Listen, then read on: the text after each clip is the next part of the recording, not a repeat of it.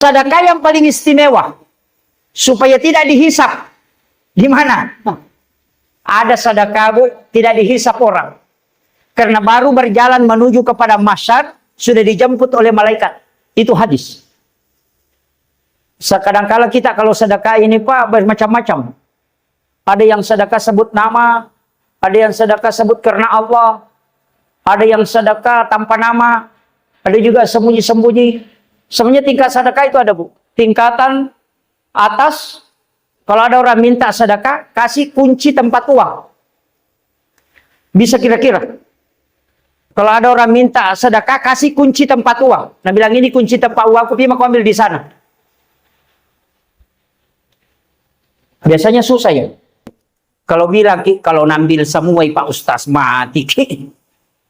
Kalau tidak bisa pakai yang kedua. Itu hadis qudsi. Siapa hambaku memberikan kepadaku, dia tidak menghitungnya, maka aku pun akan membalasnya dan tidak menghitungnya pula. Caranya bagaimana? Kumpulkan uang di saku. Uang 100, uang 50, uang 20, uang 10 ribu. Ketika celengan lewat, tutup mata. Ambil satu lembar, masukkan. Jangan lihat uang berapa. Itu hadis qudsi. Siapa hambaku memberikan kepadaku tidak menghitungnya, maka aku pun akan membalasnya dengan tidak menghitungnya pula. Itu janji Allah. Tapi kalau mau yang paling tinggi, inilah maksud saya tadi terakhir. Apa?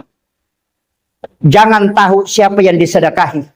Dan yang disedekahi pun tidak tahu siapa yang mensedekahi. Orang ini tidak akan melewati titian siratal mustaqim.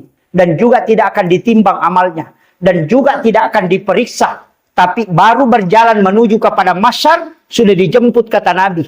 Dibawa ke ila rafiqil a'la. Siapa itu? Orang yang bersedekah tidak tahu siapa yang disedekahi. Dan yang disedekahi tidak tahu siapa yang mensedekahi. Caranya bagaimana? Bapak Ibu sekalian, di sini ada pondok pesantren. Ulama kita punya pesantren. Di setiap tempat pasti ada pondok pesantren. Coba hubungi Pak Kiainya. Pak Kiai, adakah anak yatim di situ di sekolah tak?